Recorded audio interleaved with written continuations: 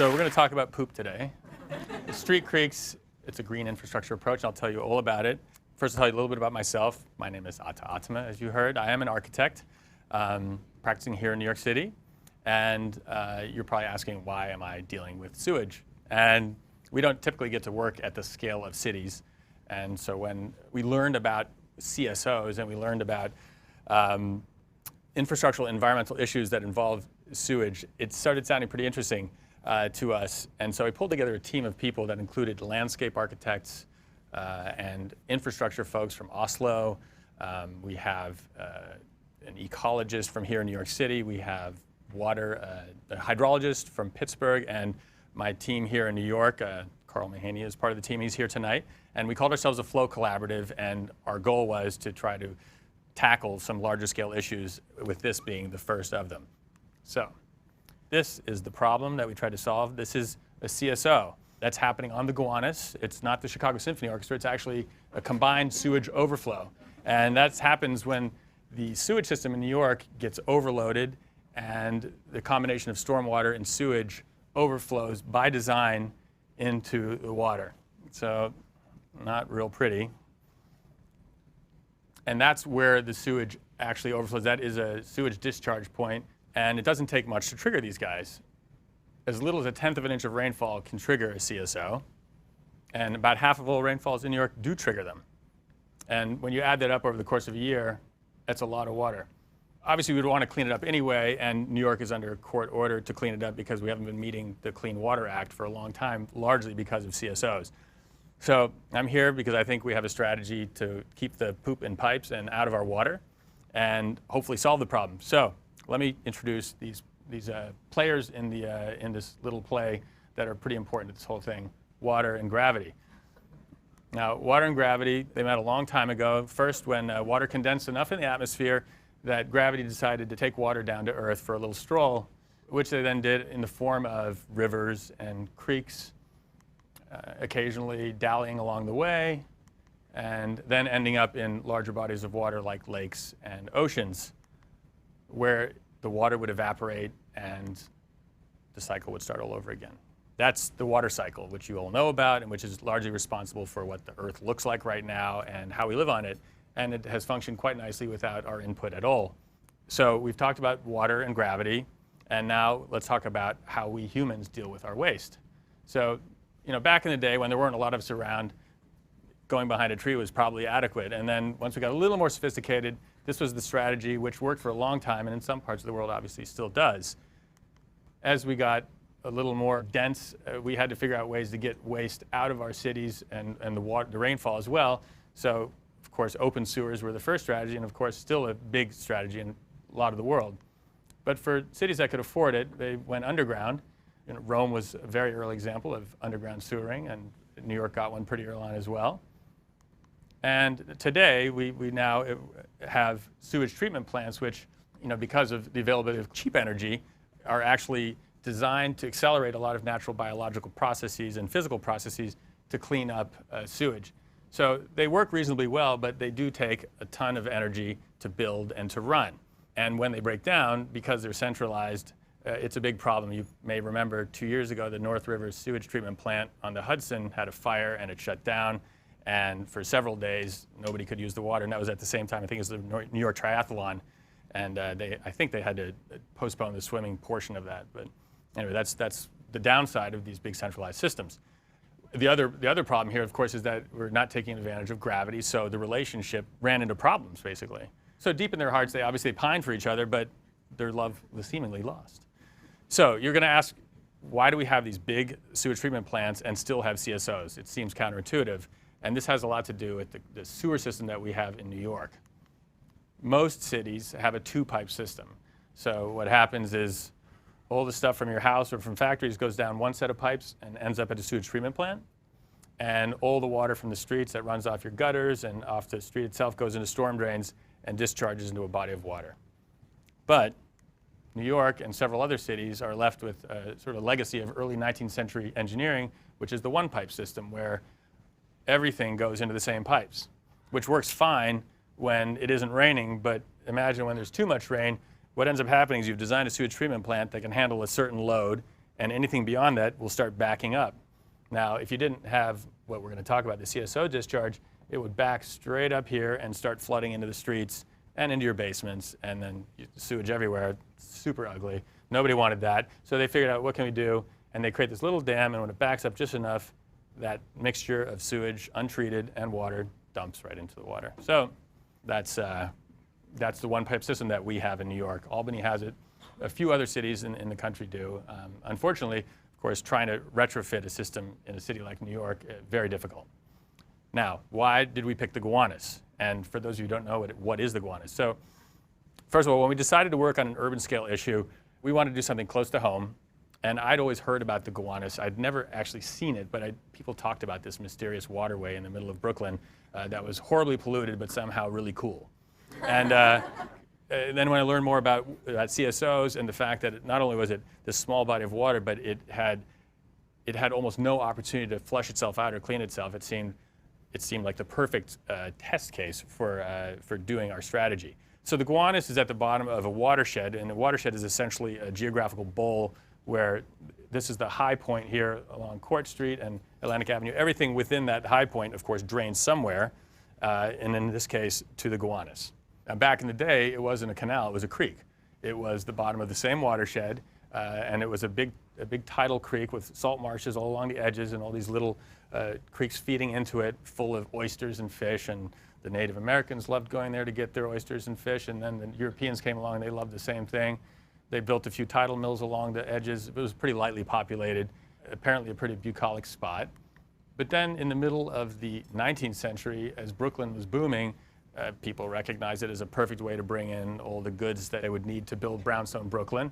And it was also an ideal spot for industry. So in particular, a lot of tanneries and a lot of coal to gas plants were built along the edges of the Gowanus. And those are highly polluting industries. And of course, back in the 1800s, people didn't worry about that too much anyway. So they dumped everything straight into the canal. They bulkheaded the entire waterway. So by 1874, there was no creek anymore. It was a totally industrial waterway.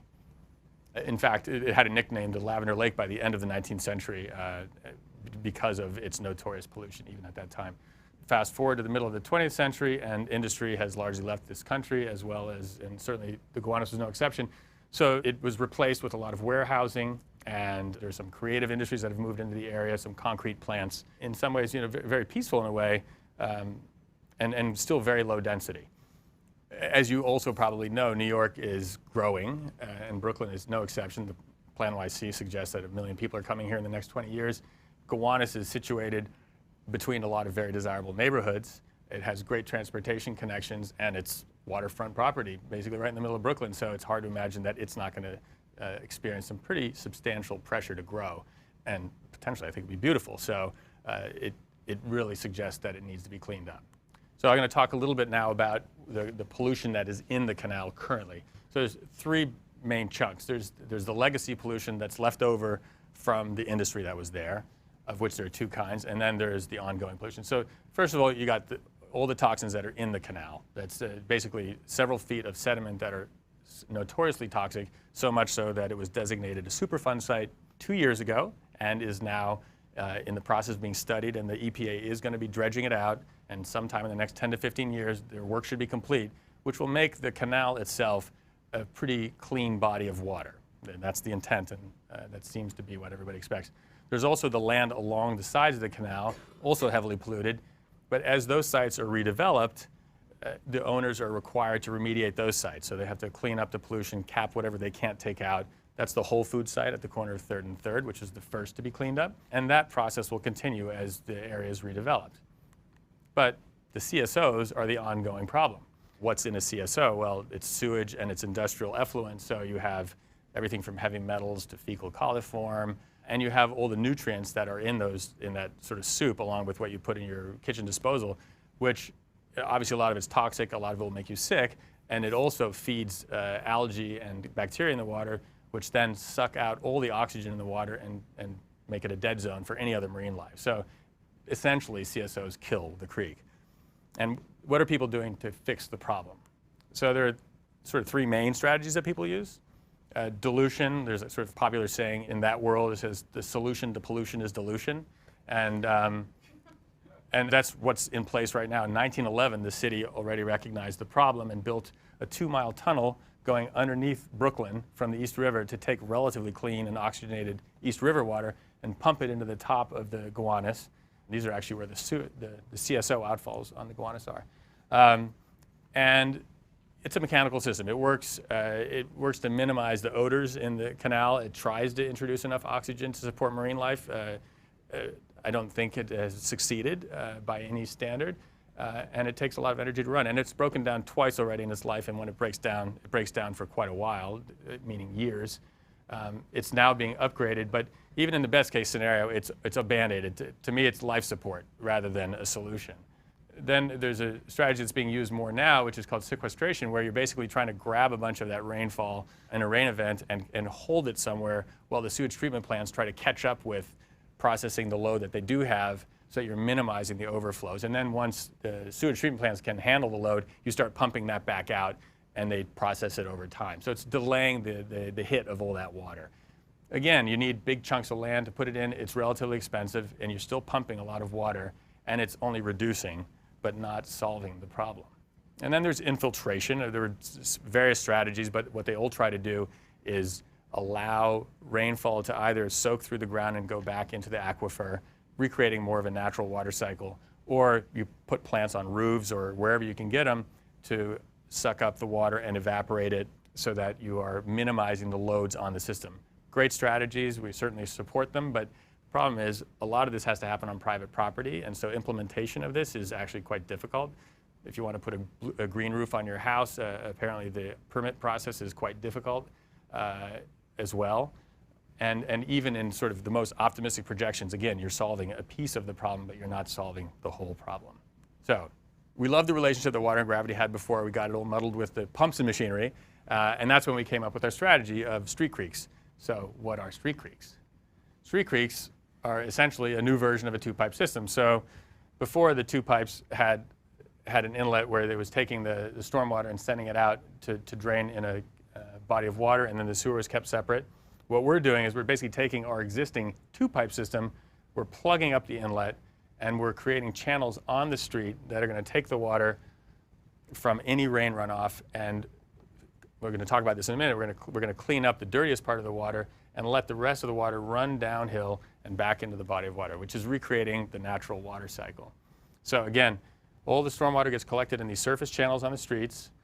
That drains into the body of water after the dirtiest part gets cleaned. The storm sewer system is ignored entirely at this point. It's bypassed, and that way it can just do the job that it would have normally done in a one-pipe system, where the sewage treatment plant is taking household and industrial effluent and cleaning that alone. So it's a predictable load. It's never getting overwhelmed with stormwater. And what we're obviously ultimately doing is we're sort of getting these guys back together, and they feel pretty happy about it. Now, the one thing that we'd forgotten about when we first got excited about this was that there is a lot of pollution that we create just living in a city. So that street runoff that a normal two-pipe system would allow to go directly into a creek is really not all that clean. We drive cars, they pollute, we litter, we pollute our animals, and you know, there's a lot of street pollution that we have to think about. And we were a little frustrated, and like, well, now we've got this huge amount of water that's sitting on the street, and how are we going to clean that? We've just sort of backed ourselves into another big problem. Well, the hydrologist told us about this concept called the first flush, and we got really excited when we knew what that meant. Because basically, as you imagine, if it hasn't rained in a while, when the rain hits the ground, it's that first blast of water that cleans the large majority of the pollutants off the street. So all of a sudden, the problem you're solving is much smaller. You know, see here, it's roughly 20 times smaller, and all of a sudden, the scale of the whole problem is very manageable. So let me take you through what street creeks is. It's raining. Rain comes off the street, comes off the sidewalk, a little bit gets picked up in the tree pits, and then the rest goes into the creek. It's running downhill here, and at the bottom of every block is really the heart and soul of the thing, to clean up the water.